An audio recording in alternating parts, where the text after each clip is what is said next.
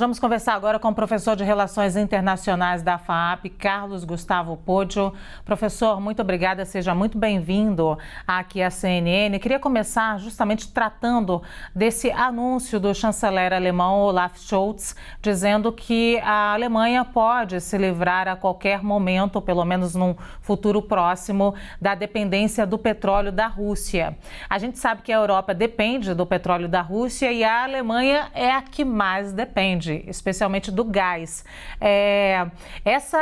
Esse anúncio, ele já sinaliza para sim agora termos sanções efetivas contra a Rússia e também pode estar mostrando para a gente que essa guerra pode ir longe? Boa tarde, Luciana, Sidney, prazer conversar com vocês, quem nos assiste aí pela CNN. Veja, Luciana, o que a gente está vendo é que gradualmente o Ocidente tem se mostrado disposto a adotar sanções cada vez mais duras contra a Rússia, né? Vamos lembrar que a Rússia não é uma economia muito diversificada. A Rússia depende muito para a sua economia da exportação de petróleo e gás natural. Ocorre que ela ganha muito dinheiro com isso, cerca de 700 a 800 milhões de dólares por dia vendendo gás natural e petróleo. Isto tem sido utilizado para financiar a máquina de guerra russa. Então, esta é a preocupação. Nenhuma sanção será muito efetiva contra a Rússia se não lidar diretamente com essa questão do petróleo e do gás natural. Por outro lado, os europeus já vêm há algum tempo buscando aquilo que eles chamam de uma economia descarbonizada, né? Uma economia mais limpa.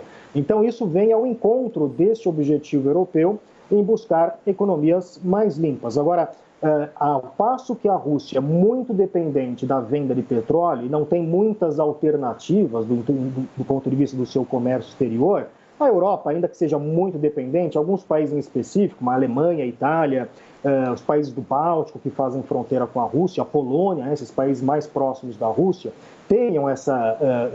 confiam muito, né, na compra do gás natural russo.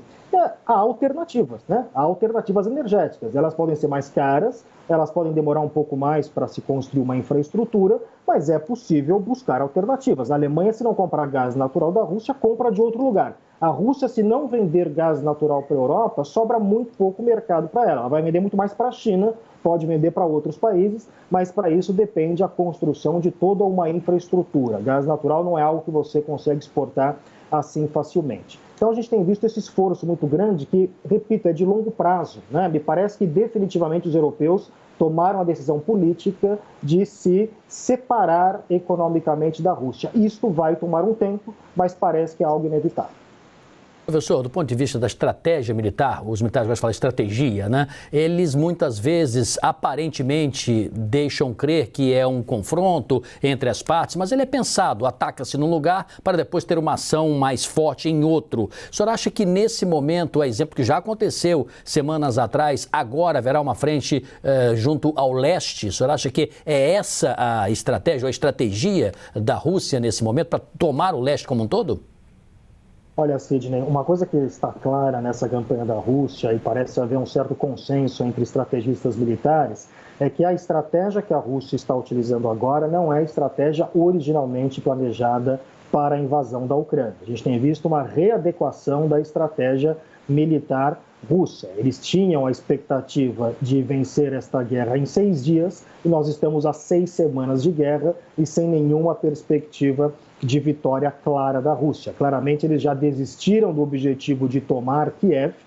Kiev, que foi uma cidade que no primeiro dia de guerra começou a ouvir-se bombardeios próximo à região de Kiev, o que indicava que os russos tinham a intenção de tomar o país rapidamente. Além disso, nós temos outras indicações, pela forma com que as tropas foram mobilizadas, pela forma com que elas avançaram, que nos permite concluir que os russos tinham sim a expectativa de tomar o país como um todo, provavelmente esperando que o Zelensky fosse deposto, né, ou que o Zelensky fosse retirado do poder e algum outro líder russo, algum outro líder que seja mais próximo à Rússia, assumisse o poder na Ucrânia. Isso claramente não aconteceu, né? Os ucranianos resistiram de forma muito mais pesada do que os russos tinham antecipado.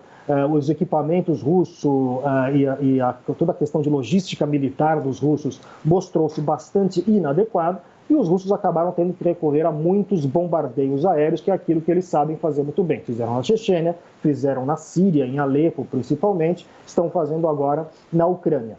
Então, o que a gente tem visto é uma readequação dessa estratégia que você chama, estratégia militar russa, para se concentrar naquele que, no fundo, era o objetivo inicial, né, e central da Rússia, que é manter o domínio sobre as regiões do leste da Ucrânia. Talvez os russos estejam apostando agora numa estratégia de fragmentação da Ucrânia, tentando capturar alguns territórios ao leste e fazer algum tipo de acordo, deixando os ucranianos com o resto do país. Não me parece que esse tipo de acordo será aceito pelos ucranianos, o que nos indica que a guerra ainda deve se estender por algum tempo. Professor, eu gostaria de continuar falando de estratégia, mas desse fato que aparece na nossa tarja hoje. Esse ataque à estação de trem que matou 50 pessoas até o momento. 4.000 pessoas estavam nessa estação no momento, entre mulheres, crianças e idosos. Há 2 dias, o presidente Volodymyr Zelensky pediu que gostaria de retirar cidadãos ucranianos da região do Donbass, que é essa região aí, Luhansk e Donetsk. E agora, 2 dias depois, vem um ataque à estação. O senhor acredita em qual tipo de estratégia da Rússia, se comprovado que foi realmente um ataque direto a essa estação e não um outro tipo de incidente?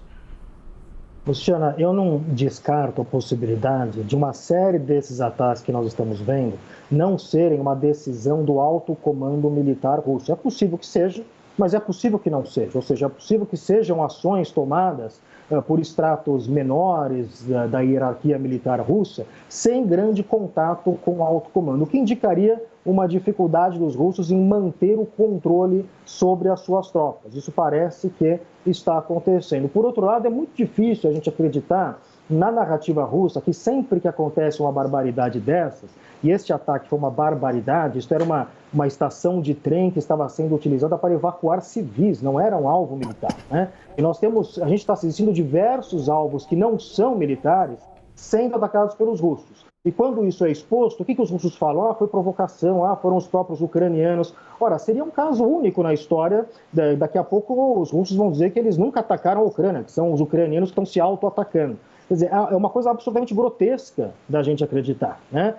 E se insere vindo dos russos e vindo do Vladimir Putin, se insere numa tradição de mentira na diplomacia, que é algo que o Vladimir Putin se utiliza bastante. Quem acompanha o Putin desde 99, a guerra da Chechênia, o Putin, assim, na semana seguinte que ele sobe ao poder, ele começa a atacar a Chechênia, né? E vai utilizar estratégias e narrativas muito similares a essas que nós estamos vendo agora. Então, quem já acompanha isso há mais tempo não se surpreende com isso que a gente pode chamar, com perdão da palavra, de uma certa cara de pau dos russos, de dizer que esses ataques todos a hospitais, a estação de trem, matando civis indiscriminadamente, que isso é culpa dos próprios ucranianos. Isso é algo absolutamente difícil de acreditar nessa versão dos russos.